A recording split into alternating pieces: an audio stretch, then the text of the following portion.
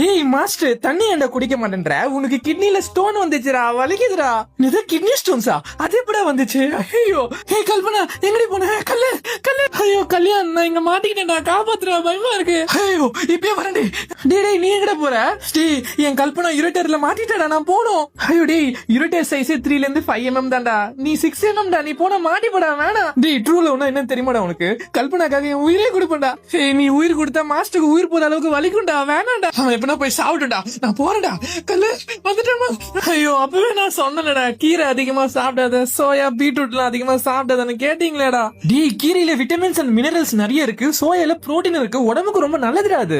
அதே மாதிரி அதுல ஆக்சிலேட் கண்டென்ட்டும் அதிகமா இருக்குடா, அது பிளட்ல மிக்ஸ் ஆகி கால்சியமோட பைண்ட் ஆகி கிட்னி ஸ்டோன்ஸா மாறிடுதுடா. ஹே இது எனக்கு தெரியாதடா, ஹெல்த்தின்னு சொல்லிட்டு வாரத்துல 4 நாள் சாப்பிட்டேனே. ஹே அது ப்ராப்பரா குக் பண்ணி சாப்பிட்டு இருந்தா இந்த மாதிரி கிட்னி ஸ்டோன்ஸே வந்திருக்காது. ப்ராப்பரா எப்படிடா? ஃபர்ஸ்ட் தண்ணியை ஒரு 3 நிமிஷம் கொதிக்க வச்சு கீரையை கட் பண்ணி அதுல போட்டு மறுபடியும் ஒரு 3 நிமிஷம் கொதிக்க வச்சு அந்த தண்ணியை கீழே ஊத்திட்டா அதுலயே 30% இருந்து 60% ஆக்சிலேட் போயிடும். மீதி 40% சாப்பிட்டு வந்துச்சுன்னா என்னடா பண்றது? அதுக்கும் இன்னொரு வழி இருக்கு. கீரை சோயாலாம் சாப்பிடும் போது கால்சியம் ரிச் ஃபுட்ஸ் லைக் தயிர் பன்னீர் எல்லாம் சேர்த்து சாப்பிட்டா கீரையில இருக்கிற ஆக்சிலேட்டும் தயிர்ல இருக்கிற கால்சியமும் கட்லயே பைண்ட் ஆகி கக்கா வழியா வெளியே போயிடும். சோ கிட்னி ஸ்டோன்ஸ் வர சான்ஸ் கம்மியாயிடும்.